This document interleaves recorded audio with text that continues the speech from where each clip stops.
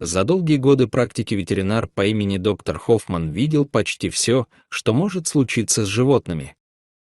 Сложные переломы, редкие опухоли, тяжелые диагнозы и тихие минуты прощания, после которых в приемной еще долго ощущалась гнетущая пустота. Он давно знал, что его профессия связана с постоянным эмоциональным напряжением, трудными решениями и ответственностью за жизни, которые тебе доверяют. Но ничто не подготовило его к тому, что произошло в тот день, когда в его клинику на окраине Зальцбурга привезли Рокси, крупную светлую лабрадорку, находившуюся на последнем сроке беременности. На первый взгляд она ничем не отличалась от других будущих матерей. Хвост спокойно покачивался, движения были размеренными, и в кабинет она вошла без суеты, словно пришла на обычный осмотр. Начало родов не вызывало тревоги и напоминало десятки других случаев, с которыми доктор Хоффман сталкивался ранее. Однако примерно в середине процесса произошло нечто настолько странное, что он на мгновение замер, усомнившись в собственных ощущениях. С этого момента события стали разворачиваться по сценарию, который невозможно было предсказать. В кабинет вошла София, осторожно придерживая Рокси. По ее лицу было ясно, что надежда и страх переплелись в одно целое. Для Рокси это должен был быть первый помет. Доктор Хоффман мягко улыбнулся и произнес несколько успокаивающих слов. «Пока все идет нормально», — сказал он уверенно, — «поводов для беспокойства я не вижу». София кивнула, стараясь взять себя в руки. Рокси была для нее не просто собакой, а настоящим членом семьи. Светлые лабрадоры известны своим спокойным характером, терпением и дружелюбием, и Рокси полностью соответствовала этому образу. Никто тогда не догадывался, что эта беременность окажется совсем не такой, как остальные. Семья Штайн всегда относилась к Рокси как к родной, и именно поэтому, когда подошел срок родов, София решила не рисковать и привести ее в клинику, чтобы все происходило под контролем специалистов. Опыт доктора Хоффмана чувствовался в каждом его движении. Он прекрасно знал, что большинство собак успешно рожают дома, но поскольку для Рокси это был первый помет, клиника казалась более надежным вариантом, и, как выяснилось позже, это решение сыграло ключевую роль. Во время утреннего осмотра доктор дважды пересмотрел снимки. Живот Рокси увеличился сильнее, чем он ожидал, даже с учетом срока. Он снова взглянул на рентген, нахмурился и тихо произнес: «Это будет сложный день». Затем, обращаясь к Софии, осторожно пояснил, что, судя по всему, помет окажется очень крупным. Она удивленно распахнула глаза. Ассистенты начали готовить родильную комнату и занимать свои места. София ждала этого дня почти 2 месяца, 63 дня, что соответствует обычной продолжительности беременности у собак. Все это время она готовилась вместе с Рокси, покупала необходимые вещи, волновалась по пустякам, представляла, как по дому будут бегать крошечные лапы. Когда этот день наконец настал, в клинике повисло напряженное, сдержанное ожидание. Все были готовы. Доктор Хоффман принимал роды спокойно и сосредоточенно, хотя даже медсестры чувствовали, как их сердца бьются быстрее обычного. Вспоминая прежние визиты Рокси, уверенной и жизнерадостной собаки, он понимал, что сейчас все иначе. Рокси была взволнована, тяжело дышала, издавала тревожные звуки, ее взгляд метался по комнате, и привычного спокойствия не было. Доктор сразу понял, что процесс развивается стремительно. «Роды начались, и они идут быстро», — сказал он, подавая знак команде. Как бы ни сложились обстоятельства, Рокси требовались их полная концентрация и внимание.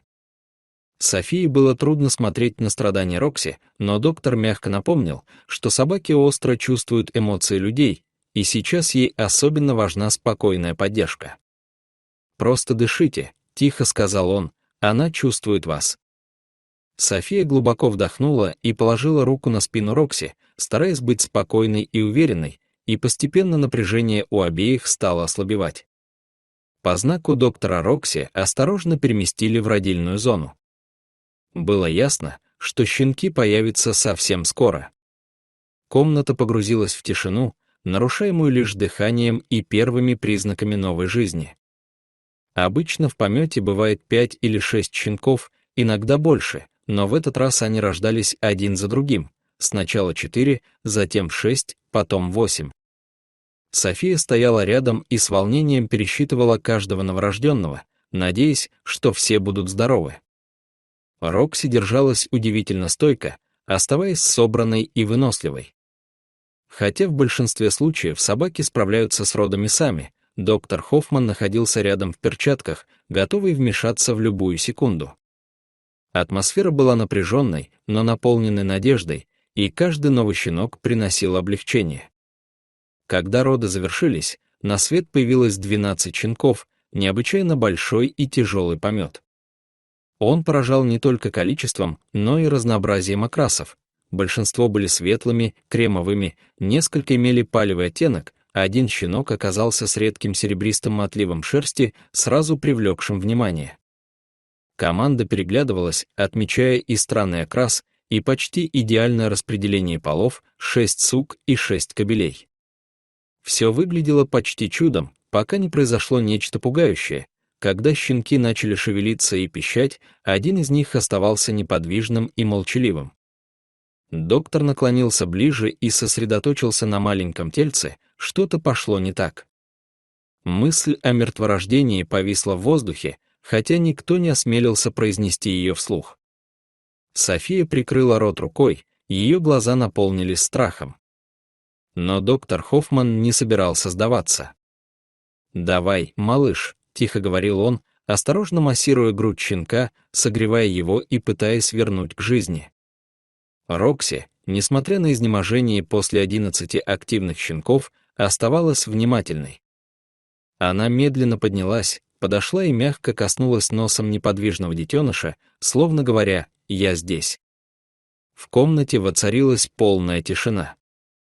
Иногда, несмотря на опыт и оборудование, именно материнское прикосновение становится решающим. Когда надежда почти исчезла, щенок сделал слабый вдох, затем еще один.